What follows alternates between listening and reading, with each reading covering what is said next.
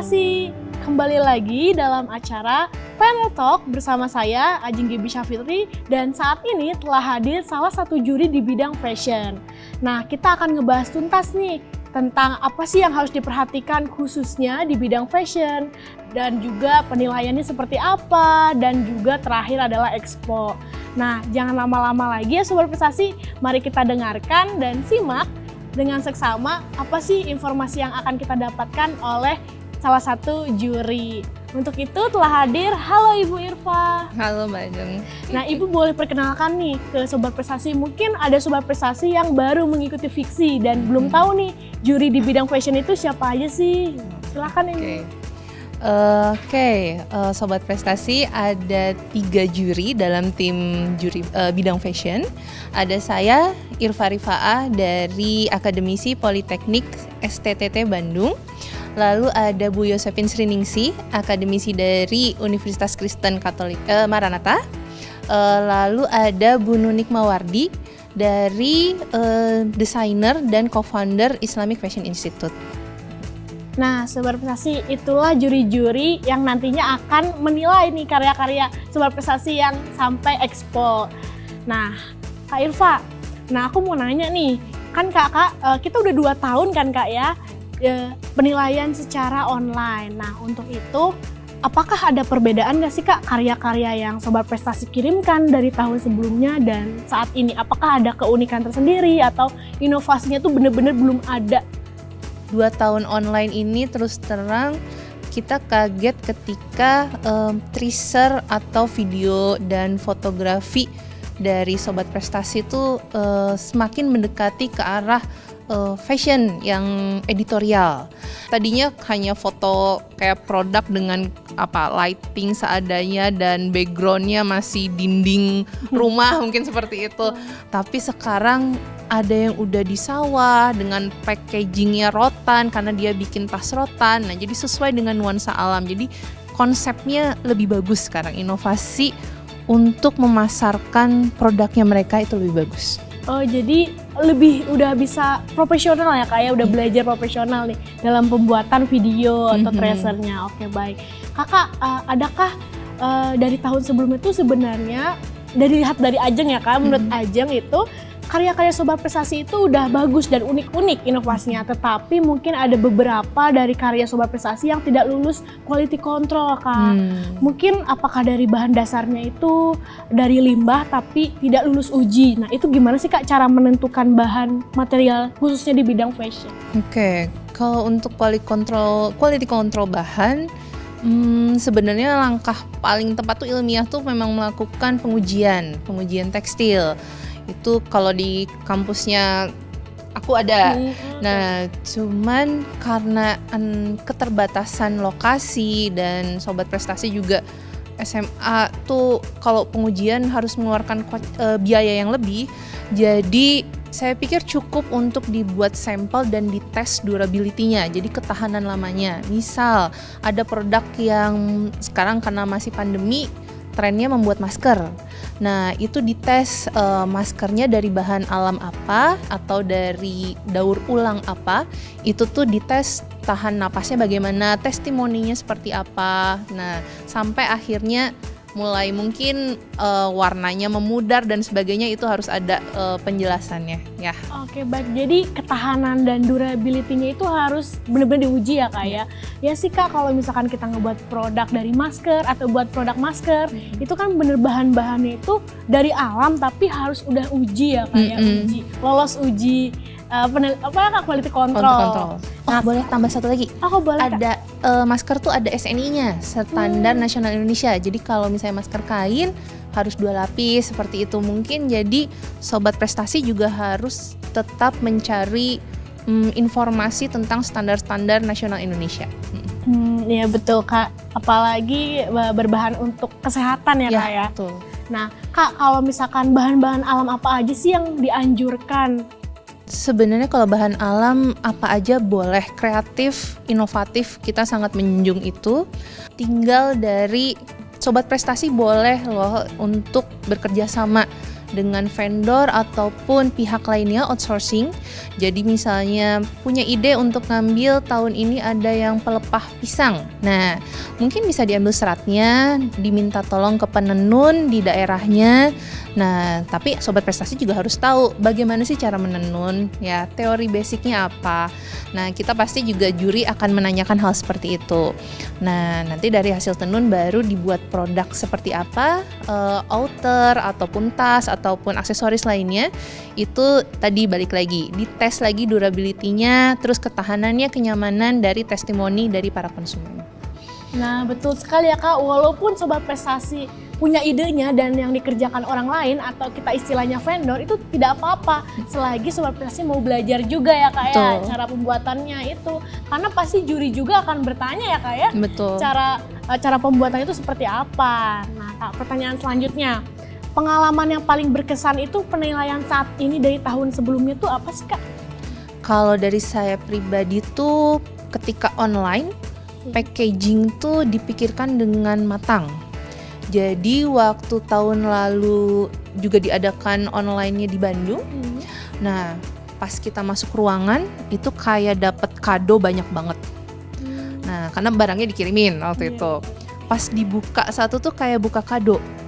Jadi ada bajunya, ada kartunya, kartu namanya dari mereka, tapi juga ada pamflet dan penjelasan kenapa sih produk ini dibuat. Nah, tujuannya untuk market yang seperti apa, harga jualnya berapa. Nah, itu sampai ada pitanya kayak gitu tuh kado banget lah gitu. Itu surprise banget sih. Oh, itu ya Kak ya. Iya, karena emang kita nggak hanya membuat produk ya Kak ya, tapi packagingnya juga harus dipikirkan ya Kak, supaya eye catching dan juga ya pasti tentunya repeat order ya Kak konsumen. Oke, baik Kak. Pertanyaan selanjutnya nih Kak. Kakak, kalau misalkan penilaian, hal-hal apa sih yang harus diperhatikan yang paling utama tapi di bidang fashion saja, yang beda dari bidang lain Kak? Oke. Keberlanjutan dari produknya. Jadi dibuatnya tadi dengan vendor siapa, berarti memajukan penenun tersebut atau daerah tersebut. Lalu nanti misalnya dijahit proses produksinya, nanti penjahitnya berarti daerah sekitarnya juga bisa diangkat. Nanti dari penjahitnya bisa packaging, berarti ahli anyaman atau ahli apa, jadi ngangkat lagi. Jadi kita berusaha membuat sirkular ekonomi untuk mengangkat lingkungan daerah tersebut.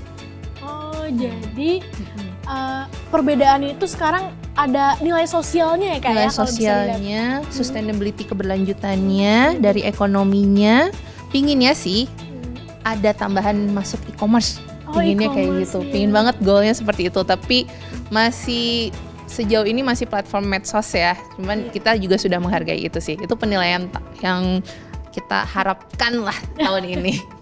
Iya betul. Nah Kak, mungkin aku sedikit ngeliat nih Kak dari kemarin penilaian dari bidang fashion sendiri, ada suatu sekolah atau karya anak-anak peserta itu yang dari limbah bahan elektronik Kak. Nah itu tuh apakah nyaman digunakan atau bisa diperjualbelikan atau bagaimana ya Kak menurut Kakak? Nah itu yang saya bilang ketika di awal Mbak Ajeng tadi bilang ya, mungkinkah ada pengujian? Nah itu juga harus dicek dari modal usaha Sobat Prestasi ya. Nah kalaupun tidak ada, tetap harus dites tadi, dipakai oleh berapa konsumen. Sobat konsumennya sampelnya 5 dipakai, berarti harus bikin sampel 5 gitu, dites berapa lama, nyamannya gimana, pertanyaan-pertanyaan yang mendetail sampai akhirnya 5 orang ini dominan menyatakan itu nyaman, seperti itu. Memang sih Kak, kalau dalam bidang fashion ini kan tergantung seseorang ya atau konsumen tuh nyaman atau tidak, dan juga memang harus lulus quality control ya Kak ya. Tapi karena kan banyak nih Kak Sobat Prestasi yang vendor nih Kak. Nah kan vendor itu tuh mungkin Kak belum tahu quality controlnya ataupun ini harus udah layak diuji cobakan atau tidak. Itu tipsnya yang paling sederhana tuh gimana sih Kak? Nah itu tantangan Sobat Prestasi ketika di bidang fashion, disitulah harus jadi pelaku usaha kan. Nah Anda harus bertanggung jawab terhadap apa yang Anda buat. Berarti Anda juga harus bertanggung jawab juga untuk tahu skill dari vendor-vendor Anda. Nah, ketika skillnya itu mungkin keterampilan atau pengetahuannya kurang, Anda harus bisa mengambil yang kurang itu dan itu harus Anda pelajari.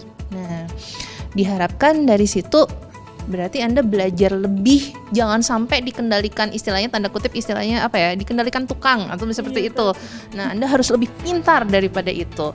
Nah, itulah pelaku bisnis yang tidak akan istilahnya dikerjain pegawainya lah. Nah, itu harus bisa sobat prestasi melakukan hal tersebut. Oke, baik Kak, kita masuk ke dalam penilaian sudah Kak. Terus sekarang kita masuk ke Expo Kak. Nah, untuk Expo di bidang fashion tersendiri, apakah ada perbedaan dari tahun sebelumnya atau tidak ya? Tahun ini kita mengharapkan teaser yang sangat bagus, videografinya oke, fotografinya pun detail. Jadi fotografinya tuh kemarin kita bahas di pedoman ada berapa 10 standar atau lebih lah ya. Banyak ya Mbak. Banyak. Dari angle atas, bawah, kiri, kanan, depan, belakang dan lain sebagainya. Nah, yang paling penting itu adalah pas zoom detail bahan.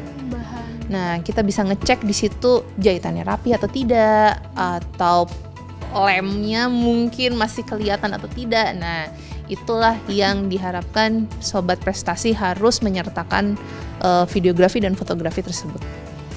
Nah, sobat prestasi, makanya itu harus dipersiapkan dari sekarang ya Kak ya. Nanti dalam pembuatan video tuh angle-nya tuh seperti apa, zoom in, zoom out-nya Kak ya. Modelnya harus cantik, harus cantik, betul. Harus estetik mungkin ini, karena kan bidang fashion ya. Karena kalau fashion itu harus menarik konsumen, betul, supaya eye catching gitu kan. Nah, Kak, pertanyaan selanjutnya, kalau misalkan di bidang fashion itu, kalau misalkan ada nih seseorang yang videonya bagus, tapi produknya itu cuman fungsional Kak, cuma sebagai pajangan, tapi dia membawakan materialnya yang bahan alam itu yang bagus, superior dan tahan lama, itu apakah dipertimbangkan atau tidak ya Kak ya? Dipertimbangkan. Fashion itu kita ambil sebenarnya gaya hidup ya. Jadi kalau dipakai untuk gaya hidup casual sehari-hari, udah dapat nilai plusnya lah. Itu bisa jadi tren untuk casual sehari-hari. Kalau mengangkat alam lagi, itu juga tambah nilai plus. Atau malah dia sudah bisa pakai alam tuh kan juga ada yang memang pure alam, ada yang mengolah lagi gitu ya, atau bahkan ada yang daur ulang. Nah, itu juga nilai plus lagi seperti itu.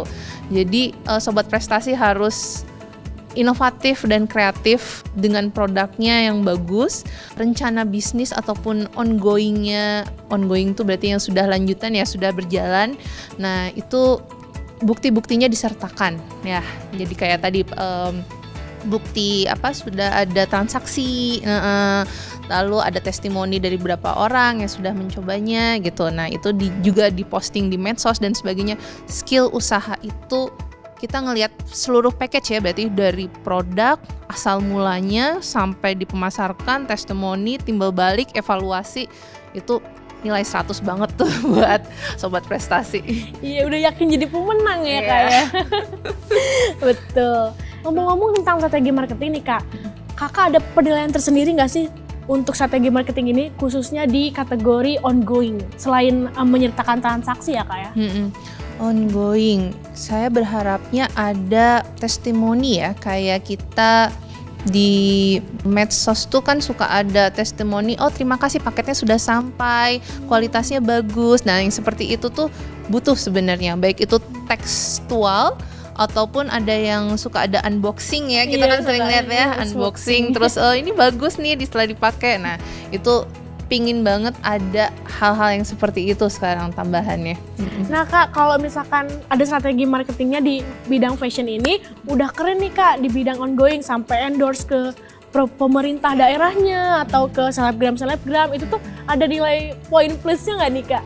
Pasti ada, karena mereka sobat prestasi sudah berusaha untuk menggayat, itu udah effort waktu, effort talkingnya harus persuasif dan sebagainya. Itu untuk level anak SMA tuh udah wow banget. Iya, kita keren pasti sangat menghargainya. Oke Kak, mungkin ada pertanyaan selanjutnya tentang tips dan triknya nih Kak. Tips dan triknya kalau seseorang ingin terjun dan buat bisnis di bidang fashion itu, hal yang paling utama yang kita lakukan tuh dengan modal kecil tuh seperti apa ya Kak ya? pasti solusinya tuh semua ide sampai produksi sampai pemasaran harus dilakukan sendiri ya. Jadi sobat prestasinya harus ekstra kerja keras. Pasti semuanya belajar sendiri ya, karena nggak bisa ke vendor kan, harus bayar lagi. Nah, sampai akhirnya bisa di packaging dengan bagus, bikin medsosnya atau bikin e-commerce-nya. Nah, semua di-handle sendiri. Nah, itu cukup memakan waktu sih. Iya ya Kak ya, betul-betul. Nah memang karena banyak siswa-siswa yang saat ini akan mengeluhkan karena kan modalnya kecil ya Kak, tapi dia pengen punya bisnis atau usaha. Tapi kalau kita selagi ada kemauan dan usaha ya Kak ya, betul. pasti ya nggak ada yang tidak mungkin ya Kak ya. Kita istilahnya rela cita-cita setinggi langit ya, betul. Nah seperti itu. Iya betul Kak. Untuk pembuatan masker juga sebenarnya itu tidak mengeluarkan kocek yang cukup banyak ya Kak, asal kita bisa memilih kainnya tuh yang benar-benar sudah SNI ya Kak ya. Nah itu tinggal kita desain ya Kak ya, bisa. Dan itu gimana ya Kak menurut Kakak? Masker itu jadi kemarin kebetulan lagi penelitian masker. Penelitian masker dari yang tekstil tuh kan juga macam-macam ya. Ada yang tenun, ada yang kayak tisu. Tisu tuh berarti di non-woven, tidak ditenun. Nah, ketika non-woven yang kita pakai sekarang, yang biasanya sering-sering buat medis, nah yang seperti itu. Tapi ketika tenun ternyata kreatif banget. Jadi banyak masker kalau dari sobat prestasi di tie-dye. Nah, ada yang sesuai dengan SNI, misalnya harus 2 lapis karena masker kain gitu, harus 2 lapis. Ada yang mungkin masih selapis karena mungkin tadi masih kurang ilmunya ya, harus kurang cari taunya ya. Nah, cuman di situ kita pasti kasih komentar biasanya ketika di sebelum expo tuh berarti finalis ya. Ketika finalis tuh kita kasih komentar kayaknya ini kurang deh, harus baca SNI. Nah, seperti itu.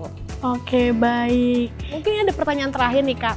Kakak bisa berikan sedikit motivasi untuk sobat prestasi di rumah supaya lebih semangat nih, khususnya di bidang fashion ya Kak, yang harus terus update tentang tren masa kini Kak. Boleh Kak?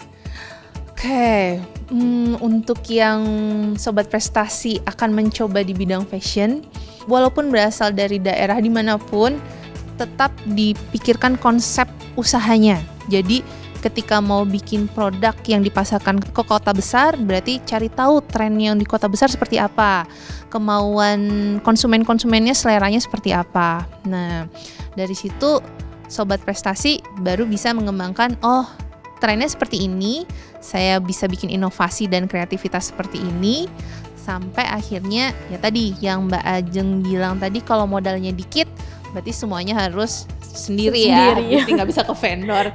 Nah cuman kita tetap balik lagi, penilaian pertama adalah kerja keras, usaha. Kita di sini juga membantu sobat prestasi untuk mencapai cita-cita menjadi entrepreneur, create the future buat sobat prestasi.